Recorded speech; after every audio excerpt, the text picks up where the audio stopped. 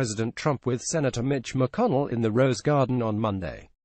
Tom Brennan, New York Times, Washington. In a joint news conference on Monday with Senator Mitch McConnell, the majority leader, President Trump sought to reaffirm his relationship with Republican leaders in Congress, promised new decisions on the opioid epidemic, tax cuts and health care, and blamed the Cuban government for mysterious illnesses that racked the United States Embassy's staff in Havana. But the president also strayed into other subjects, some topical and others peripheral, including Hillary Clinton's comments on protests by NFL players. Here is a smattering of other asides from Mr. Trump's news conference in the Rose Garden. Chief Justice John Roberts, right with Justice Neil Gorsuch at the Supreme Court in June.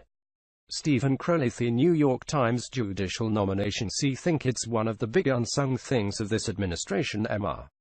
Trump began by cataloging his lunch conversation with Mr. McConnell, and said he was not receiving enough credit for his judicial appointments, specifically, his appeals court and district judge nominations. The judge story is an untold story. Nobody wants to talk about it, he said.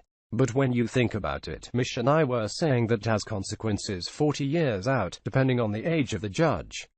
In praising his record in naming judges to the federal bench, Mr. Trump was eager to assess quality and quantity. He claimed that some scholars that have been studying it have given great reviews to his nominees, saying his judicial appointments will set records. Mr. Trump called this one of the big unsung things of this administration. Roy Moore ran a very strong race. Mr. Trump has plans next week to meet with Roy Moore, who won the Republican primary race in Alabama to fill the Senate seat of Attorney General Jeff Sessions. Mr. Trump had campaigned against Mr. Moore and headlined a rally for the incumbent who lost, Senator Luther Strange. But even before the vote in September, the president had begun to make tepid statements supporting Mr. Moore's candidacy, which was backed by Stephen K. Bannon, the former White House strategist. Mr. Trump was said to have been upset with members of his staff who had encouraged him to back Mr. Strange. We'll be talking to him, and I can report to you then. Okay, Mr. Trump said of the coming meeting with Mr. Moore.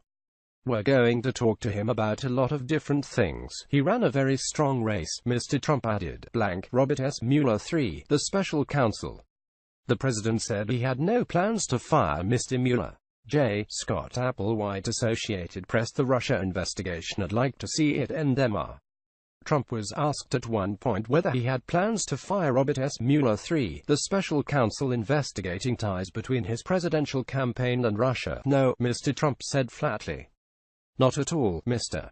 Trump has dutifully followed the advice of his legal team, standing back from Mr. Mueller's continuing inquiry, after speculation that the president would fire the special counsel. I'd like to see it end, Mr. Trump said of the investigation. They ought to get to the end of it, because I think the American public is sick of it. The president then returned to one of his oft-repeated talking points that attention to possible collusion between his campaign and Russia is an excuse from Democrats searching for reasons Mrs. Clinton lost the election in November. Sexual assault allegations totally fake news. In response to reports that his campaign had been subpoenaed for documents relating to accusations of sexual assault, Mr. Trump called the allegations totally fake news. It's fake, he said. It's made up stuff, and it's disgraceful what happens, but, Mr. Trump added, that happens in the world of politics. Collecting water in Utuado, Puerto Rico, on Saturday. Ramon Espinosa, Associated Press. Disaster relief. The Puerto Rico situation, it's been outstanding. Mr. Trump said he spoke to Gov. Jerry Brown Jr. of California about the devastating fires that ravaged Northern California last week. He also cited an A+ approval rating that James Lee Witt, the director of the Federal Emergency Management Agency under President Bill Clinton, gave to the Trump administration's response in the aftermath of Hurricanes Harvey, Irma and Maria. Mr. Trump spoke of tremendous amounts of water and massive amounts of food being distributed across Puerto Rico by FEMA workers and the military. You look at the governor of Puerto Rico, he himself has said we've done an outstanding job, Mr. Trump said.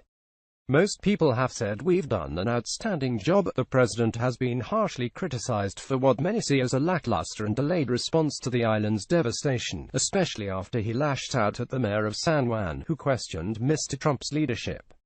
Mr. Trump has said that Puerto Rico's poor infrastructure and debt was partly to blame for the crisis.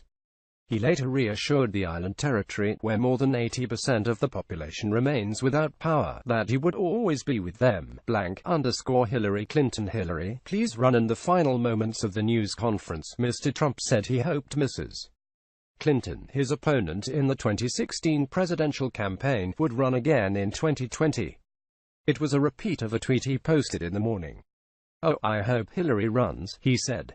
Hillary, please run again. Asked about Mrs. Clinton's defense of NFL players kneeling during the national anthem, the president blamed her argument that the players were protesting the criminal justice system, not the American flag and national anthem, as a reason she lost the election. "There's plenty of time to do knees and there's plenty of time to do lots of other things," Mr. Trump said. "But when you take a knee, well, that's why she lost the election. Honestly, it's the thinking. That is the reason she lost the election." He also urged the NFL to suspend players who knelt during the anthem for multiple games. "The people of our country are very angry at the NFL. All you have to do is look at the ratings and look at the stadiums. You see empty seats where you never saw them before," Mr. Trump said.